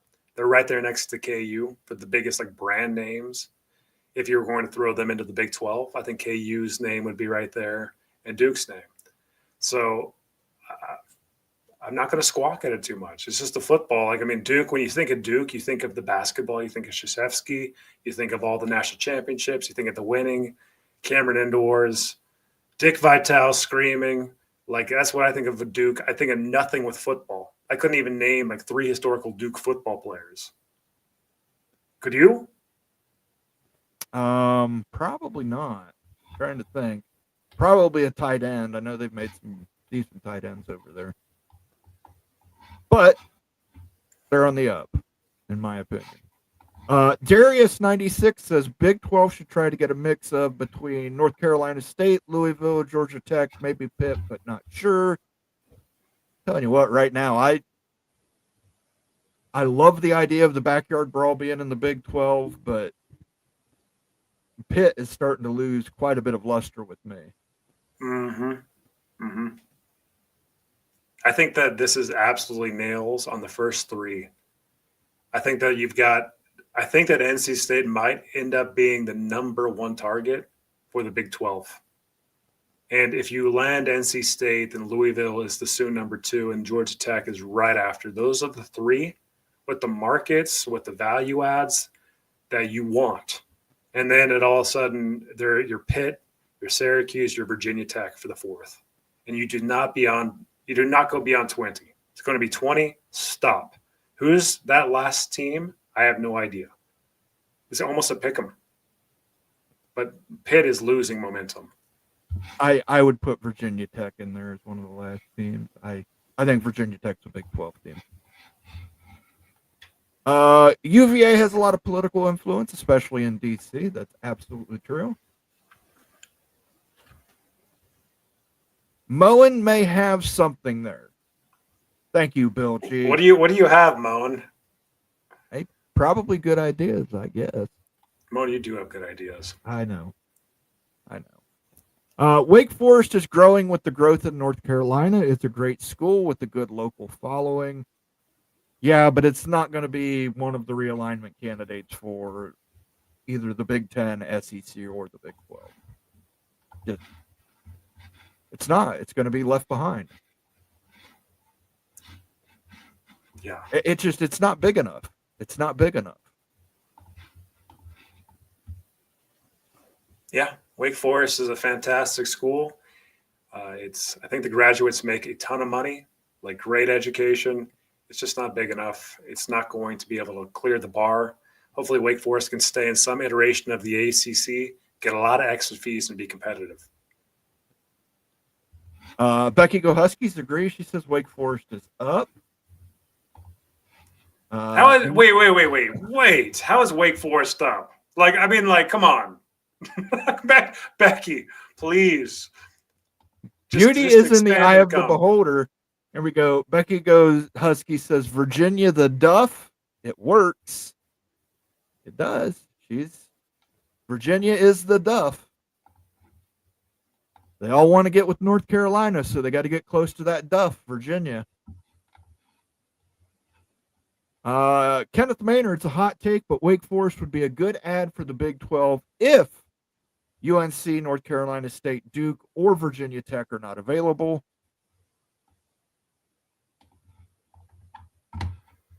Maybe. I don't see that happening for Wake Forest in the Big 12. I just don't think there's enough bang for the buck there for Big 12 entry. If the Big 12, if there's a best of the rest situation where teams jump ACC and Big 12 form something new, maybe Wake Forest gets into a Big 12 at that point. But I don't think they're going to be able to clear the necessary bars to make another move that might be better than their current state. Okay. Steel Austin says go Utes. Moan, what's your beef with the Utes? We got to talk about this little session right here. I don't have any beef with the Utes. You don't have the love for the Utes. Trust me, I've defended Utah as a Big Ten candidate so many times now, and Nate just will not hear it. He doesn't want to hear it. You know, Can we talk about Utah and the Big Ten? Okay. okay, we can talk Let's about it. let's talk about Utah and the Big Ten. All right. So obviously the message board fodder that came out. Look, it looks like it was a BYU fan or some other Big 12 fan that went in there and nuked a comment, went all over the message boards. But like it gets down to the heart of the matter that Utah does want to try to position themselves for Big Ten entry. I mean, everybody knows that in their dog, right? That's nothing new. And they're going to be vocal about it. Utah's going to be vocal about it because that's really where it wants to be. All right, so let's talk about Utah, and I want to hear your thoughts on what Utah needs to improve on again. We talked about this briefly on Thursday during the members-only live show. Why don't you tell the folks what's up with Utah, the Big Ten? Yeah, Utah had some people who would be interested, but at the end of the day, it's just there's people that want other schools in front of Utah, and those people tend to have a little more pull than certain schools. But Utah was mentioned as a Big Ten candidate. I know people don't want to hear it. Before Oregon was accepted, it was brought out that Utah would be a candidate. USC pushed for them. I know Ohio State pushed for them. It didn't happen. It went to Oregon because Oregon brought the money from Fox, and that allowed him to get Washington in, which is who Wisconsin and Michigan really desperately wanted in the Big Ten. They wanted Washington. But Fox Sports wasn't going to pay for Washington, but they would pay for Washington if the Big Ten took Oregon. Took a lot of time. They had to really wear down Ohio State, but eventually Ohio State's going to make the decision on the next realignment. Or that was what was promised to the Buckeyes in order to do all this. So there was a lot of horse trading that went on with the last round of Big Ten realignment. So let's talk out west, okay? Let's put the situation out there saying that UCLA, USC, they need more travel partners, local teams to play because this travel is being too grueling. Maybe potential lawsuits. There's no way to mitigate this other than just expanding more teams and forming a quasi pod to help the travel. Okay, let's just throw that out there. Say that's the lay of the land. So Utah's battling against who for Big Ten entry in the West?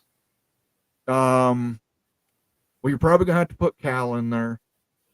You're probably gonna have to put Stanford in there. You're probably gonna have to put Colorado in there, and you're probably gonna have to put Arizona State in there. Mm-hmm. So they're the five. The five are right there in the West. And I think that Utah would probably be on the bottom of that list.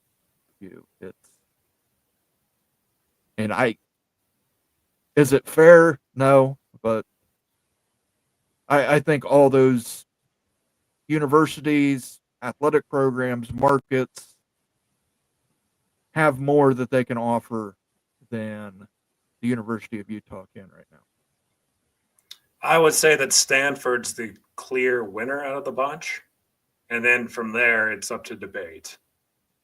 But I would say the way that Cal's moving, I just don't see how in the world they could get into the Big Ten. With the relationships they've burned.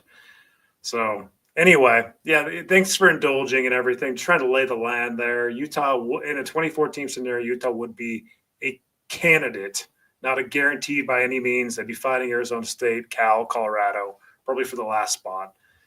So there's work to do on the academic front, like we talked about on Thursday during the members-only live show. Got to lift that academics, and I think that if that happens, we'll see. Matthew J. Kipp says Utah's going up. Agrees with you.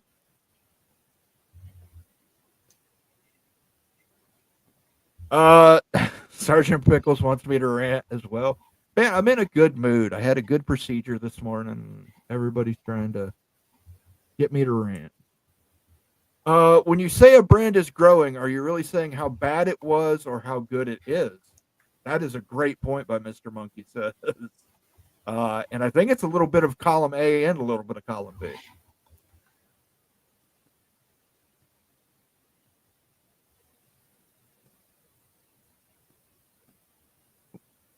Oh, man, come on. Steel Austin, need more love for mowing for the Utes. I don't think I have any Utah sound effects to use, but Where's that one Utah little like the clicker and stuff that goes under your head? I don't have that one. Go Utes. Let me see if I've got it on the media assets here. Here we go. There we go. There you go. You got your love for the Utes. But you will back me up. I have defended Utah on multiple occasions. You have. Colorado was the only Power 4 program that Dion could tear apart and reconstruct to showcase his son for the spotlight. That's one of the reasons why I think Dion is still coaching at Colorado. Boy, oh boy, yeah, I could get into a Moen rant about that. Go ahead. If you want to rip it, rip it. There is no way that Deion Sanders' son deserves to have his jersey retired in front of guys like Cordell Stewart or Eric Bieniemy. That is unbelievable to me. That is unbelievable to me. I get it. Hunter, fine. Heisman Trophy winner, played both sides of the ball.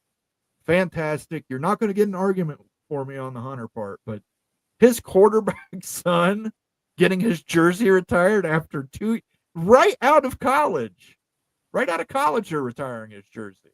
That is a load of bullshit.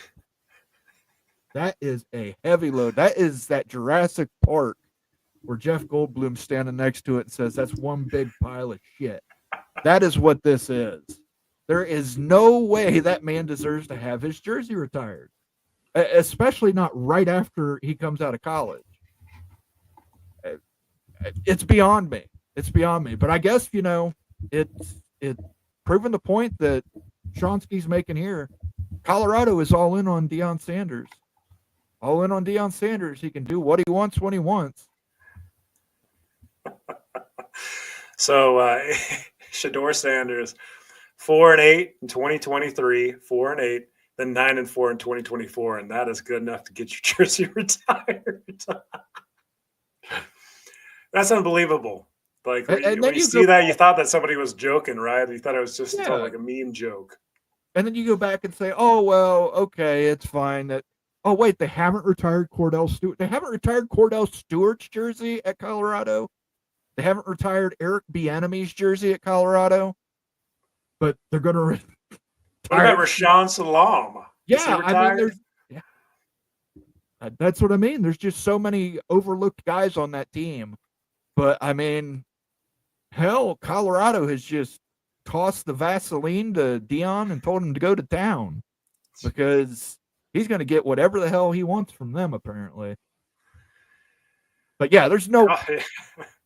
Colorado's an interesting story. Yeah. Is Colorado going to be any good this year? Like, what happens if they suck this year? It won't matter. People are going to watch. I think you're going to see Colorado's trend in viewership decline every single year. Look, I know the first year. That's the first year, the Moen, that you're looking at. I know, but you go from 4 million to 54 million. That is a hellacious jump. Nobody else makes a jump like that.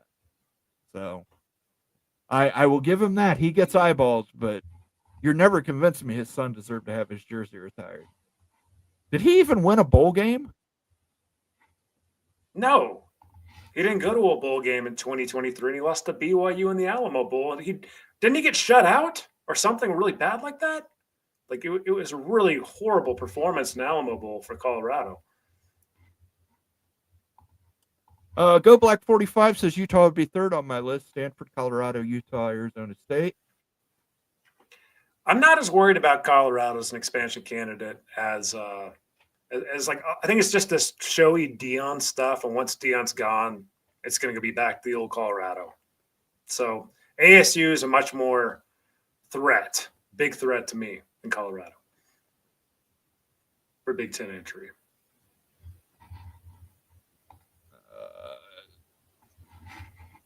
Numbskull News says retire Joel Klatt's jersey.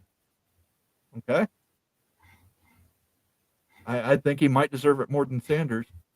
You resurrected the program. You get some perks. Happy Easter. Well, you've actually nailed that right on the head, Numbskull News, because Deion Sanders believes he is God, and that Shadur Sanders, his son, is the son of God. You've absolutely nailed that. There is no way.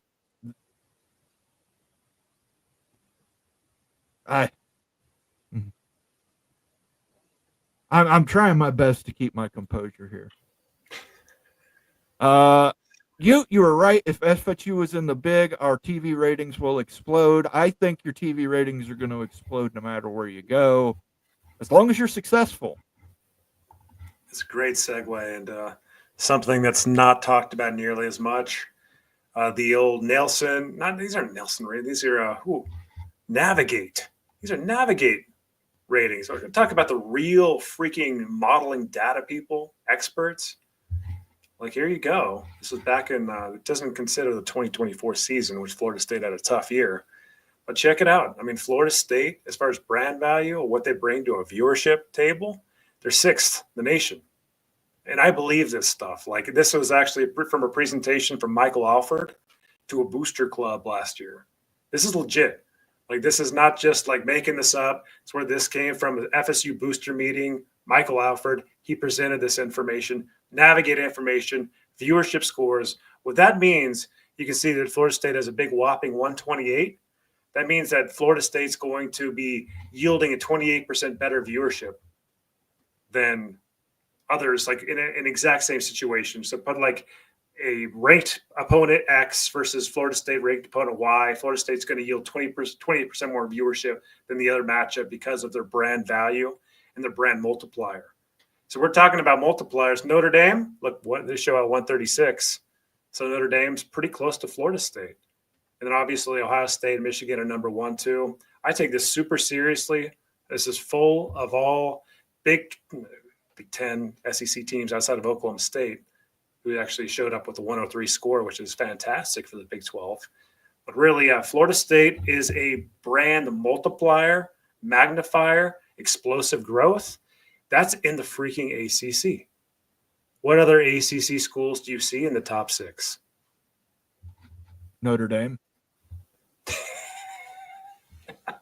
Notre Dame's not an ACC football school. Come on, Moen. They play Big 10 schools as much as ACC schools. No, they play ACC schools more. They play 7 ACC schools a year.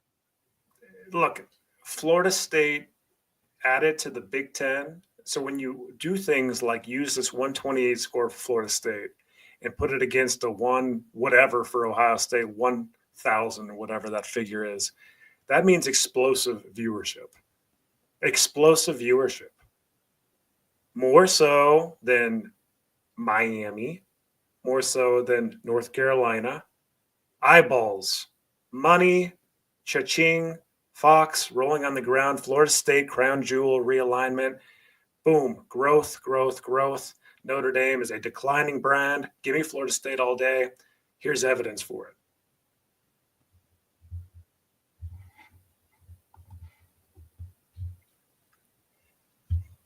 I will just note who is number 1 on that list. Oh, yeah, Moen. I mean, like, yeah, let's go back to, okay, check this out. I mean, this is a fascinating list. I mean, I can't believe more people didn't grab this, honestly, last year.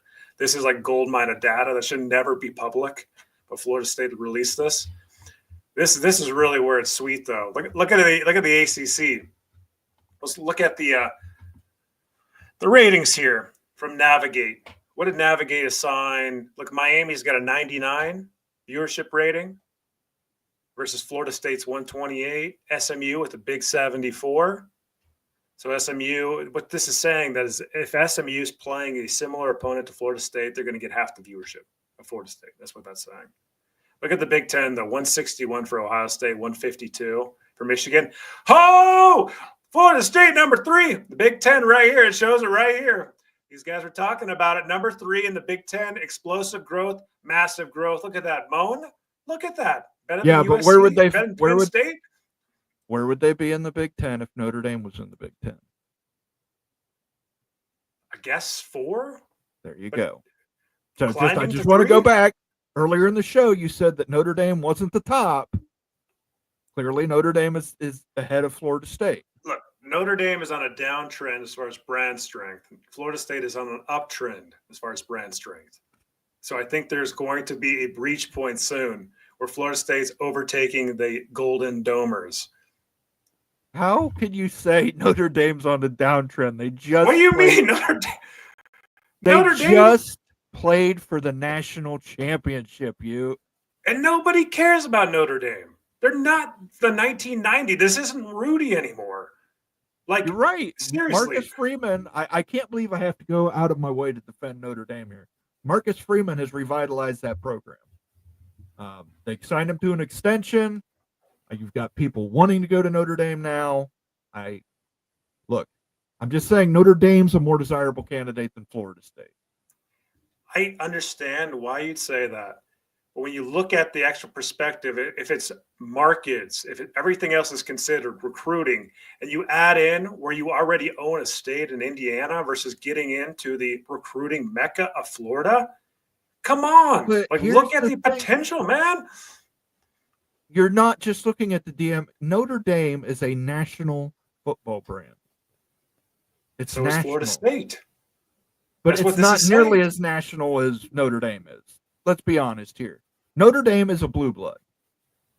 Florida State's a blue blood. Florida State's a new blood. A new blood. A new blood? A They've new been winning blood. titles for 30 years. Well, that's 30 years, I'm saying. Go back to 1950s, 40s, 30s. Those are where your blue bloods were forged. That's where you're getting your Oklahomas and your Nebraskas and your Texases. I'm not saying that it's not impressive. Hell, there's schools in the Big Ten that have never won a national championship in football. My Mhm. school's not one of them, but we have 9, so we're a blue blood, Oh, yeah. Well, Ohio State is the bluest of blue bloods. and that's I think to be a blue blood you have to have 100+ years of success. No one, come on, man. Like, no one can reach that hurdle outside of Ohio State. Oh no, there's Oklahoma. I would consider one. Texas, Nebraska, Alabama, certainly. Alabama. Florida State is a blue blood. I consider them a new blood, but we'll put it in the chat. We'll put it in the Yes, chat we have to here. put it- while you're putting that in the chat, let's just take a look-see at some of these other Big Ten schools as far as viewership strength goes. So Rutgers with a 76 score. Rutgers and Wake Forest have similar viewership scores. They're going to yield the same viewership in a like situation, that's saying. Vanderbilt with the lowest of all. Vanderbilt with a lower score than SMU. Kentucky low on the list too in the SEC. I'm looking at the ACC though. It's pretty wild. Like, look at NC State with an 82. Georgia Tech with an 81. 81?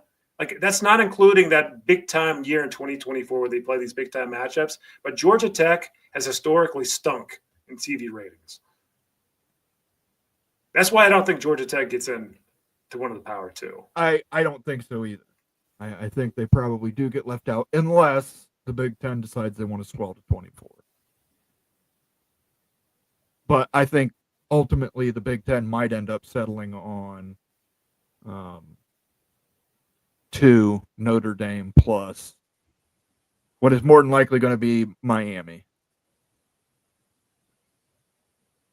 Kenneth Maynor with the $10 super chat. Thank you, Kenneth. The problem with UNC is you have 3 other schools in the ACC locally competing for eyeballs. Along with ECU, you put UNC and the SEC by themselves. Their numbers will increase with better matchups. Very true.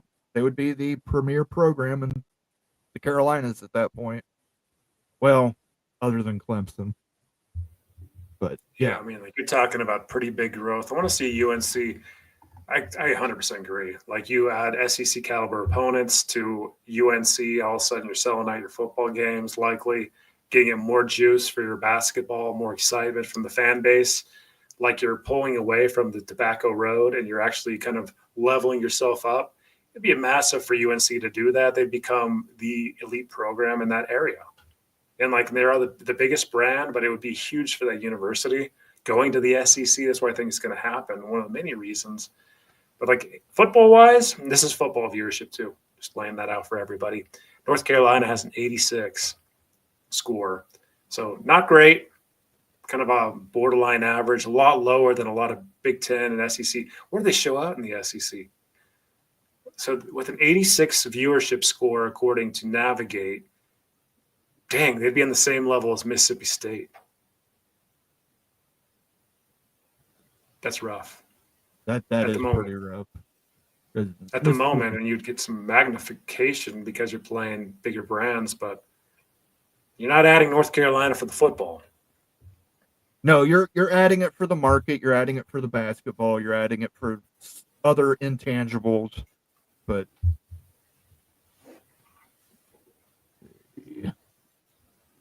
will the SEC, this is from Doc Gibbs, will the SEC take Florida State just to keep the Big Ten from taking them?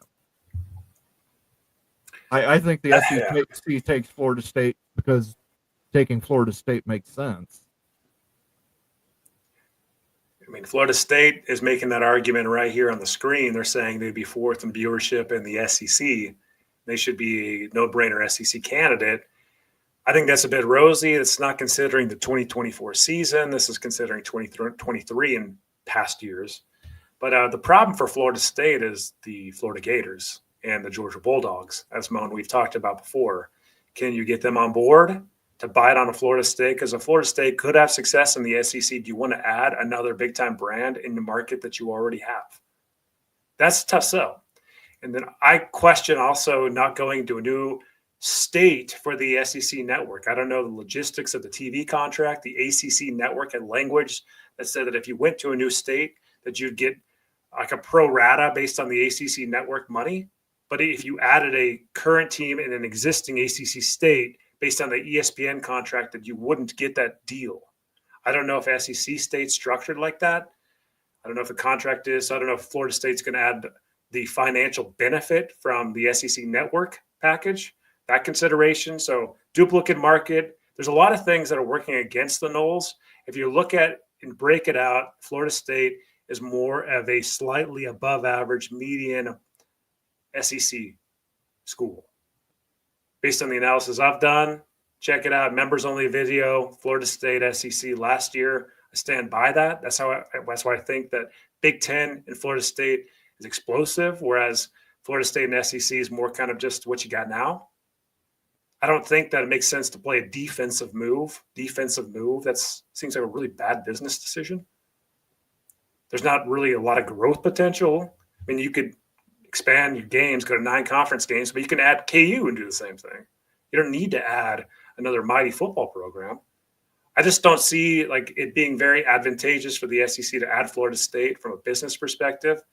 But the Big Ten, boom, 100%. All right, let's get back into the comments here. We're good. About 5 minutes left, guys. And we got to close it down. Almighty Finn says, hey, Mo, and Florida State has done more in half the time, which proves my point. They are a new blood, not a blue blood. Morris Simmons says Florida State is a blue blood, but let the haters hate. Well, Shonsky says they're not bums, but you can't have a season like last season and be on the rise. I don't think you can hold that one season against them, Shonsky. But again, I don't think they're blue blood. Lee says Florida State only has 588 wins all time. To be a blue blood, you have to have at least 900 plus wins. Where does FSU measure on the blue blood rankings? That's a great point, actually. Right there. Yeah, and I mean, this is going to be great for the comment section. Hey, I'm putting it out here. Leave a comment. Are they a new blood? Are they a blue blood? What defines a blue blood? How are you getting there? Yeah, I know that we're kind of bouncing around a lot of places. I got to show this, though, just to see what Winsipedia, the blue blood rankings, have FSU. Let's explore this together. Here we go. Mona, if you're going to put up any polls, do that while I pull this sucker up. Okay. Let's take a look-see. So Winsipedia, just going to scroll up for everybody. Winsipedia, blue blood rankings, considers national championships, all-time winning percentage, bowl game, wins, All-Americans, NFL draft picks, weeks at number 1. It's the best out there as far as a model to tell you who's the real blue bloods. And Florida State comes in 13, right above Clemson, right at the level of a Penn State, based on what the data says on the on-field results. Why is that? Let's see. Because they're really on winning percentage. They're kind of right there at that 13th level. Conference championships, they're kind of weaker than some. Really strong in Heisman's historically versus other schools. All-time wins, like Lee pointed out. Boom. 79th. Holy smokes. And look at Penn State. Oh. All right, Moen. Well, your claim has more validity. Look, and I'm not saying there's anything wrong with being a new blood.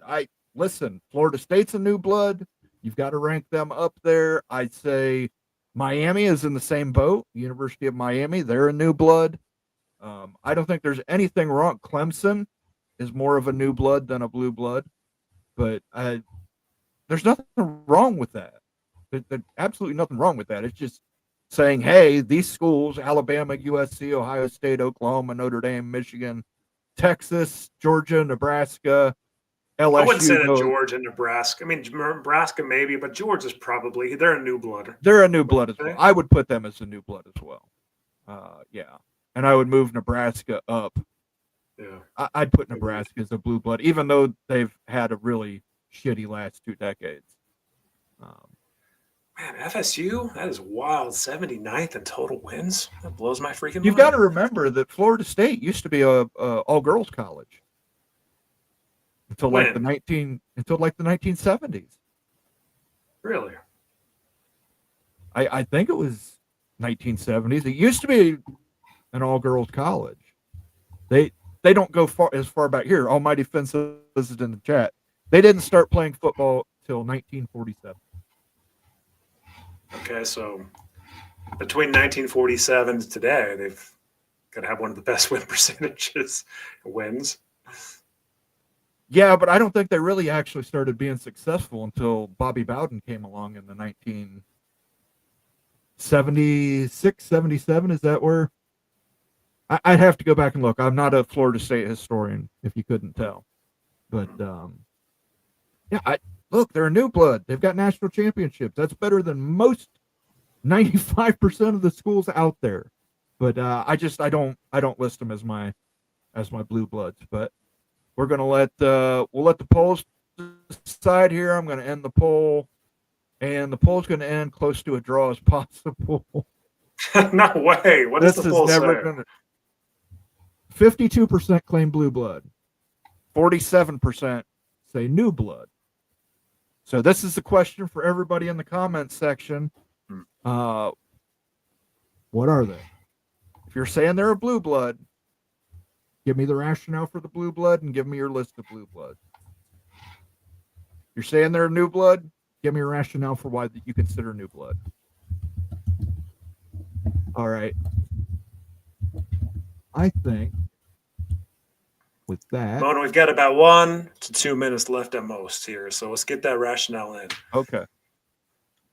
Unfortunately, Miami goes to the big. Ooh. I tend to agree with you, Ryan. I think Miami probably will be number 19 or 20 in the big. OPD Don, if it adds a 0, you add them. Or as we like to say in the Midwest, if it doesn't make dollars, it doesn't make sense. So Opie's an LSU fan, so he's got a very good perspective on like the Florida State SEC. I believe that Opie's a supporter of Florida State going into the SEC because he thinks it's going to add $1. Like you're knocking another 0 on the other checks or something. I don't know. More money.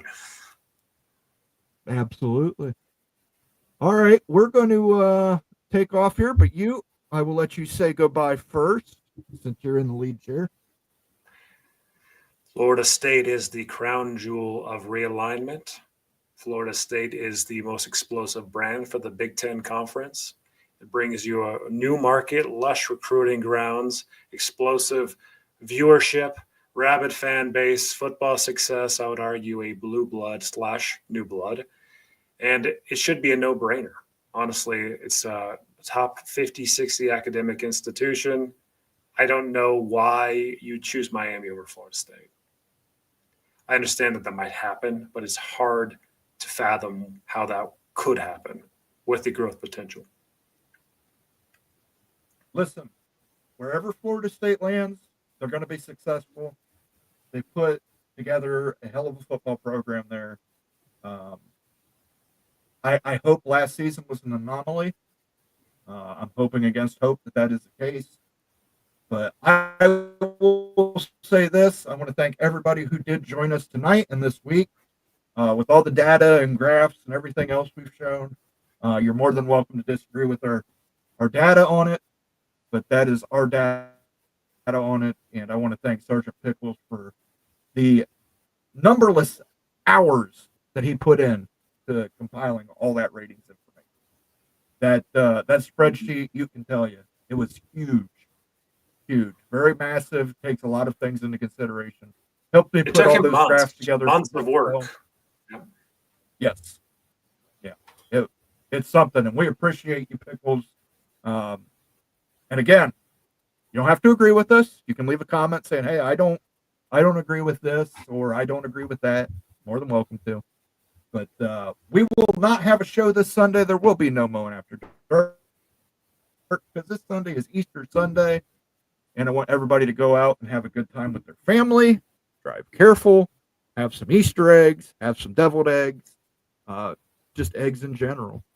I want to thank everybody on behalf of myself, on behalf of you, on behalf of Nate. He had to step away. And thank you all for coming out tonight. Thank you, everybody who gave us a super chat. Ryan Willie, Mark Bowman, Kenneth Maynor, Sergeant Pickles, Becky Go Huskies, Kenneth Maynor again. Thank you for those super chats. What do we got coming down the pike for members only videos? Oh my gosh, you guys. All right. So if it's not this week, it's the week after. Compiled, did some deep dive into Miami. Like Miami, we know Big Ten wants Miami. Did the analysis, deep analysis on how much Miami could accept from Big Ten to make it still worth their while to make a move if they were to get a Big Ten offer of some type. So it's pretty interesting to see it on how low can they go to break even on the money to jump over to the Big Ten. That's going to be the next members only live show. It took me a long time to put together and stuff. So we're going to show this one, share with the members. All right. Sounds good. I want to wish everybody a happy Easter, and we will catch you on the next show next week. Good evening, everyone.